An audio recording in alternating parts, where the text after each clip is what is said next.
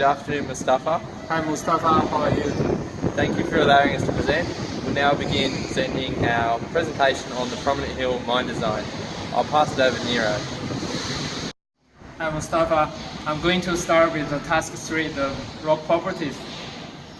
So first thing we did is to find all the parameters for each geological domains. And we list here, you can see the RMR, GS and UCS unit weight for each geological domains.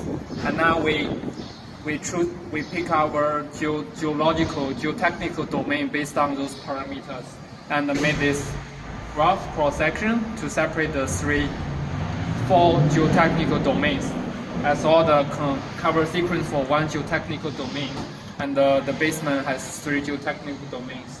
And here's the value of the RMR and the GSR for each geotechnical domains.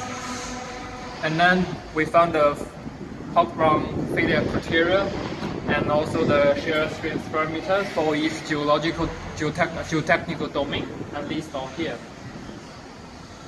Also the rock mass strengths, we found this one based on all the different equations and make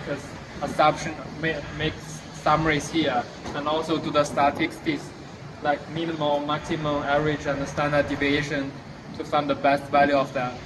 And also we did the deformations, and in the table below. The empty one is due to the RMR constraint. Some has the RMR less than 50 or larger than 50, and the equation is not suited for that situation, so it is empty. And yeah, finish for Go. Continuing on, Mustafa, I'm going to present the open pit slope design and also the back analysis of the failed slopes. So to summarise our open pit design, we looked at the stability analysis from the open pit, and based on what we found in that analysis, we changed the parameters of our open pit design. Our open pit design has different design parameters for different geological units as we go down into the lithologies. At the top we have the oxidised bulldog shale, and this is one of the stronger units. We then have the fresh bulldog shale, Cardinal sandstone, which are both the weaker units, and then we move back into the stronger basic rocks. So because of this difference in strength, different lithologies, we've gone with different batter angles, different slope angles as we've gone down. We start at 75 in the top, and then we go back to 70 because the rock's slightly weaker, and then back to 75 in basement rocks. We've gone with a consistent bench height, bench width and berm width through the whole of the pit, and that's a 30 metre bench width, a 15 metre bench height and a 10 metre berm width. You can see the geometry of our design in this diagram here. The slope angle is changed with each of the units, and this allows safe design. The next part of this task in our open pit design is to look at correct blasting practices that will protect our walls, protect our slopes, and minimise damage to the rock mass in the pit. And this will obviously minimise costs through excavation and ground support later on. To do this, we come up with a special blasting pattern that's quite common. We're going to use bench blasts using a staggered pattern, and we're going to aim to minimise vibrations by using long interval delays and long inter-row delays as well. So these will minimise vibration and subsequent damage. We'll also be using pre-splits and buffer rows from the final wall to our actual method of blasting, and this will minimise damage to that final wall and protect the slope and leave it in good condition. Here are some of the parameters we'll be using in these bench blasts. Of most importance is the powder factor. We've gone with a powder factor of 0.65, which is based on the hardness of rock, but also to minimise the vibrations into the pit and thus minimise the damage. The interval delays are 25 milliseconds, whilst the inter-row delays are 150 milliseconds. These longer delays allow sufficient time for the vibrations to travel and minimise the damage, allowing smooth blast and protecting our slopes. I'm now moving on to the back analysis of the failed slopes. In this task, we looked at all the slopes that have been documented and failed within the pit, and looked at common features within these slopes to identify like the root causes and the commonality between them. When we started looking at these slopes in all walls, east, north and south, one trend was common, and that was the fact that there was multiple different faults found in the back of the failed slope. These faults were generally quite moderate and were found in the rear. Another key trend was the blocks that moved within the pit and part of the failed slopes. They slid across bedding planes, so these were the contacts between different units where the blocks were found to slide. All the fails were above the Cadma OE sandstone, and the faults didn't penetrate past the Cadma OE sandstone as well. The faults that bounded these failed slopes were obviously moderately dipping. They had slip and slide fault planes, showed some normal offset, and they penetrated through all units and stopped at the Cadma OE sandstone. These faults I'm talking about that remain just off behind the slopes are shown here, and they stop at the Cadma OE sandstone. A few other commonalities we noticed were lipping between the Bulldog Shale and the Cadma OE sandstone, tension cracking in the Sill Creek, which was right at the top down to the oxidised Bulldog Shale. The infrequent rainfall that Prominent Hill receives is still going to accelerate the movement of failed slopes to a small extent, and there was no link identified with blasting movement. And on that matter, our blast design will minimise any damage and any movement of slopes based on the parameters. The limited equilibrium that followed was to analyse the circular failure in the pit. The circular failures were closely tied to tension cracks, and the tension cracks as well as faults. So the faults we see that propagated through the Sill Creek to the surface were at the base of the circular failures, and slide confirmed this.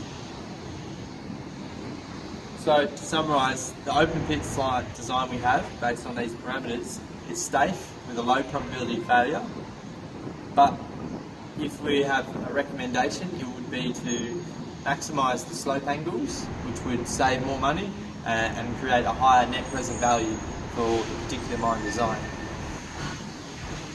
We now transition into the underground design. Nearly at the bottom of the pit, but like 2 or 3 bench above on the hollow, and the portal cross at the cross section of 5,900 east. For the decline design, we choose twin decline as our decline design, as one of the decline is the main hollow and the other one is for the ventilation return area.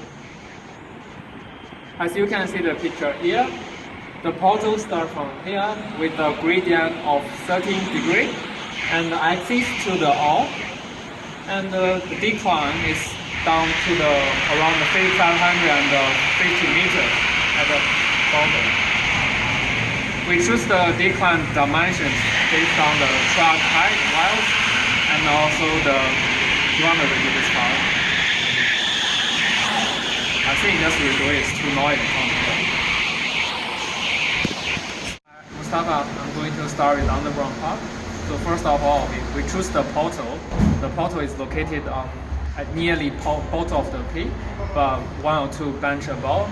It's on the hollow, and it's at the cross section of 5,900 east. The decline we use twin decline as our design, as one of the decline in the main hall, and the other one is the ventilation exhaust area. In this graph, you can see our decline.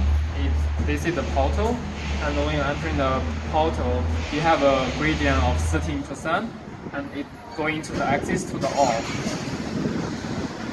Our decline is at depth around the 550 meters. It could be deeper.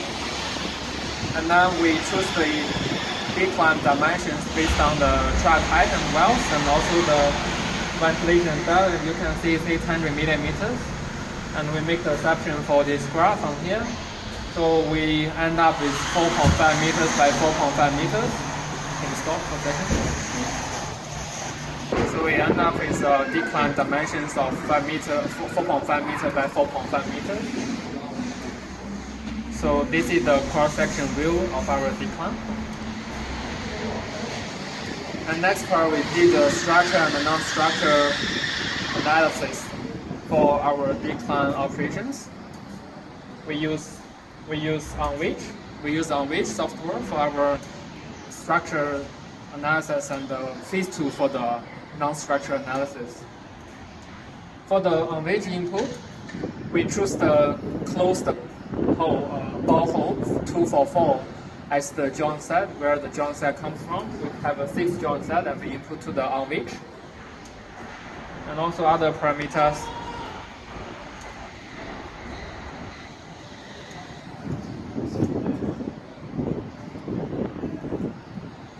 And the screenshot we got like this. We only input the parameter for the domain 3 because all the decline and the on-the-ground operations are located in the domain 3. These are the summary of the result we got. We made 4 orientations with 0 degree, 90 degree, 180 and 270.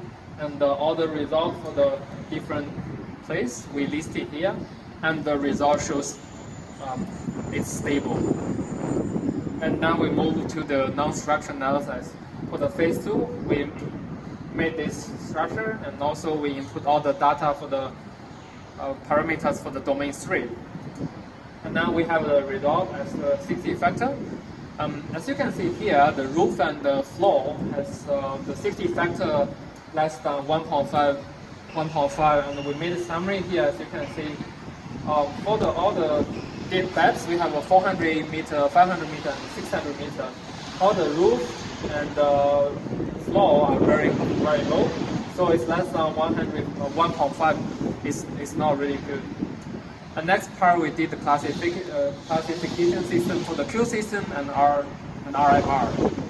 The Q system, we use this formula to transfer the RMR into Q values.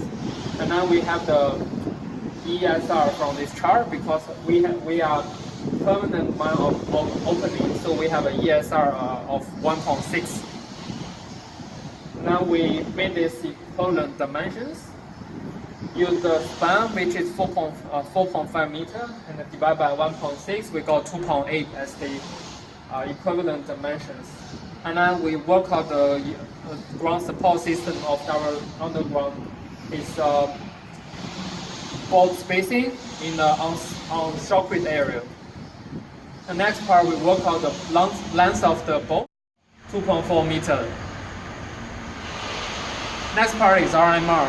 So we have an RMR of domain 3 as 60, and then we have a span of 4.5 meters, and then we end up with the maximum stand-up time of nearly 6 months.